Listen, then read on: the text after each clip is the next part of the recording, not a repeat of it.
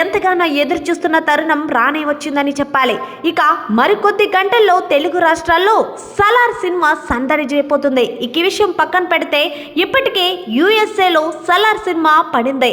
అయితే అక్కడ సలార్ చూసిన ప్రేక్షకులు అందరూ కూడా ప్రభాస్ నటనకి మెచ్చుకుంటున్నారు. అంతేకాదు ప్రశాంత్ నీల్ డైరెక్షన్ మామూలుగా లేదంటూ ప్రశాంత్ నీల్ను కూడా చాలా బాగా ఎంకరేజ్ చేస్తున్నారు.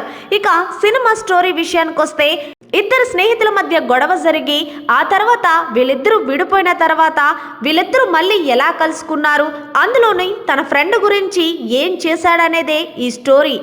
అయితే సలార్ సినిమాలో ప్రభాస్ ఎంట్రీ అయితే మామూలుగా ఉండదంటూ కుర్చీలో కూర్చున్న వాళ్ళు లెగిసి ఒక్కసారిగా అరుస్తారంటూ ఒక్కొక్క సీను కూడా నెక్స్ట్ లెవెల్ ఉందని, ఒక్కొక్క ఎలివేషన్ కూడా నెక్స్ట్ లెవెల్లో రూపొందించారని ప్రశాంత్ నీలుపై ప్రశంసలు కురిపిస్తున్నాడు ఆడియన్స్. ఇక తర్వాత ప్రభాస్ యాక్టింగ్ ఎప్పుడూ మనం పేరెట్టనవసరం లేదు, కానీ బాహుబలి కన్నా ఇందులో 1000 రెట్లు యాక్టింగ్ చేశారని, ఆయన ఫైటింగ్ అయితే నెక్స్ట్ లెవెల్ అంటూ, అలాగే ప్రభాస్ పక్కన శృతి హాసన్ కూడా బాగా నటించిందని చెప్తున్నారు.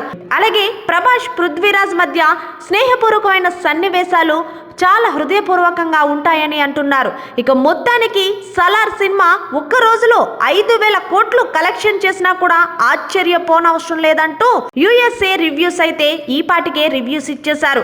మొత్తానికి సలార్ సినిమా చూసిన వాళ్ళందరూ కూడా ఎవడైతే నెగిటివ్ చేశాడో వాళ్ళందరికీ కూడా 90mm రాడ్డు దించేలా చేశాడంటున్నారు ప్రశాంత్ నీల్ డైరెక్షన్ ని.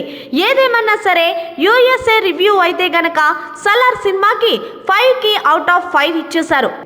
మరికొద్ది గంటల్లో మన తెలుగు ప్రేక్షకులు ఎంతవరకు ఆదరిస్తారనేది వెయిట్ చేయాల్సింది. ఏదేమన్నా సరే మొత్తానికి బాహుబలి రికార్డులు తిరగరేస్తారంటూ, మొత్తానికి మా దేవుడు కాలర్ ఎత్తి తిరిగే సినిమా తీశాడు భయ్యా అంటూ ట్రోలర్స్ కి తొడగొట్టి సవాల్ చేస్తున్నారు ప్రభాస్ ఫ్యాన్స్. దీనిపై మీ అభిప్రాయాన్ని కామెంట్ రూపంలో తెలియజేయండి. మరిన్ని లేటెస్ట్ అప్డేట్స్ కోసం చూస్తూనే ఉండండి మన ఛానల్.